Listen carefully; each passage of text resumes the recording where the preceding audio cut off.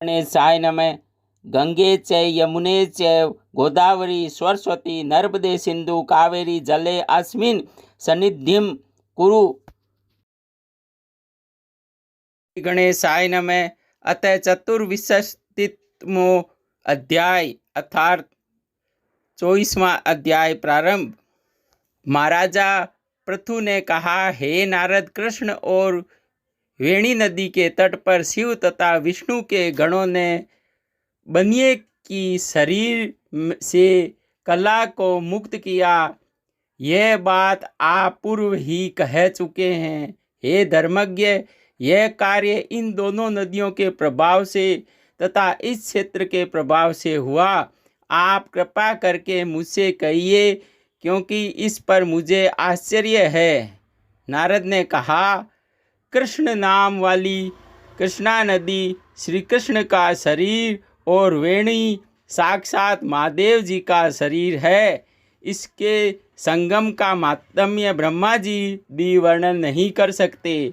तब मैं इसकी उत्पत्ति का वर्णन कहूँगा, तू सावधानी से सुनो।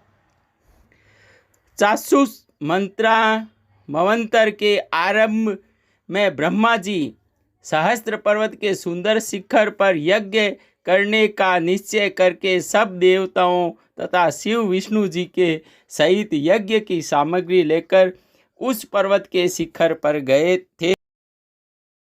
भृगु आदि ऋषियों ने आदर पूर्वक ब्रह्म मुहूर्त में उन्हें दीक्षा देने का विचार किया। इसके बाद ब्रह्मा की बड़ी स्त्री स्वारा शीघ्र बुलाई गई। वह स्नेह स्नेह आ रही थी। इतने में भृगु ने भगवान विष्णु से कहा, हे विष्णु, आपने स्वारा को शीघ्र बुलाया था, सो वह शीघ्र सा से क्यों नहीं आई?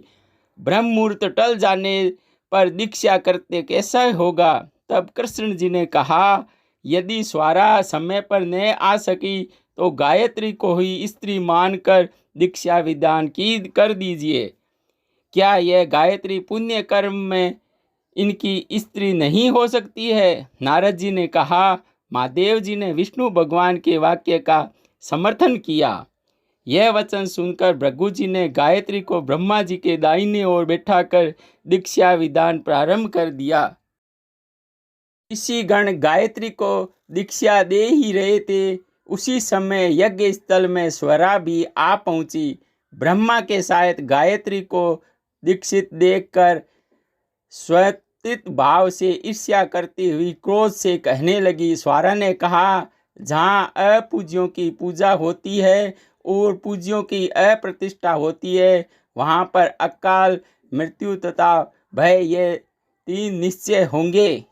यह गायत्री जो ब्रह्मा के दाहिनी ओर मेरे स्थान पर बैठी है, अतः यह अदृश्य बहने वाली नदी होगी।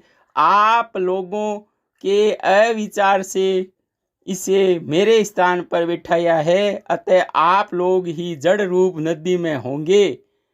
नारद जी ने कहा। इस प्रकार उनके श्राप सुनकर क्रोध से गायत्री के होठ कांपने लगे और देवताओं के अतिशय रोकने पर भी गायत्री ने उठकर स्वरा को श्राप दिया। गायत्री ने कहा, ब्रह्मा जी तुम्हारे पति है, वैसे मेरे भी पति हैं। हमको श्राप दिया है, अतः तुम भी नदी हो जाओ। नारद जी ने कहा। तब वो शिव विष्णु आदि देवताओं में हाहाकार मच गया और सब कोई स्वरा को दंडवत प्रणाम करके प्रार्थना करने लगे। देवताओं ने कहा, हे देवी, जो आपने संपूर्ण ब्रह्मादि देवताओं को श्राप दिया है, यदि हम लोग कोई जड़ रूप नदी हो जाएंगे तो निश्चय ही तीनों लोग नष्ट हो जाएंगे। अविवेक से यह काम अवश्य हुआ है, अतः इससे आप इस श्राप को वापस लीजिए। स्वारा ने कहा, हे देवता गण, आप लोगों ने यज्ञ के प्रारंभ में गणेश जी की पूजा नहीं की थी, इसी से मेरे क्रोध रूप में वह विघ्न उपस्थित हो गया। मेरा ये वाक्य भी झूठा नहीं हो सकता है। इस कारण आप लोग अपने अपने अंशों से जड़ीभूत होकर नदी रूप में हो। दोनों सोतन भी अपने अपने अंशों से पश्चिम वाहिनी नदी में होगी। नारद जी ने कहा, हे राजन, स्वरा की यही वाणी सुनकर विष्णु, शिव आदि समस्त देवता अपने अपने अंशों में नदी में समा गए। विष्णु भगवान के अंश से कृष्णा, शिव जी के अंश से वेणी और ब्रह्मा के अंश से कुदुमवती नामक नदी हुई। सब देवताओं ने अपने अपने अंशों से जड़ बनाकर फेंक दिया। उन लोगों का अंश भी सहस्त्र पर्वत के शिखरों से अलग अलग नदी के रूप में निकलकर बहने लगा। देवताओं के अंशों से परिवाहिन तथा उनकी स्त्रियों के अंशों से सैकड़ों हजारों पश्चिमी वाहिनियां नदियां उत्पन्न हो गई। गायत्री और स्वरा दोनों पश्चिमी वाहिनी नदी होकर दोनों एक साथ बहने लगी। दोनों का नाम सावित्री पड़ा। ने उस यज्ञ स्थल पर विष्णु भगवान और शिव जी की स्थापना की। दोनों देवता महाबल तथा अतिबल नाम से विख्यात हुए। पाप विनाशक कृष्णा की उत्पत्ति का वर्णन जो प्राणी सुने या सुनावे उसे कृष्णा संगम के दर्शन और स्नान फल का लाभ प्राप्त होता है। इति श्री पद्म पुराणे श्री कृष्ण सत्यभामा भाषा टीका सहितम 24वां अध्याय समाप्तम अतः 24वां अध्याय समाप्तम। जय श्री कृष्ण। ओम पूर्णमदः पूर्णमिदं पूर्णात् पूर्णमुदच्यते पूर्णस्य पूर्णमादाय पूर्णमेवावशिष्यते। कृपया चैनल को लाइक सब्सक्राइब जरूर करें, चैनल को शेयर जरूर करें। धन्यवाद। जय श्री कृष्ण। 25वें अध्याय का लिंक नीचे डिस्क्रिप्शन में दिया गया है।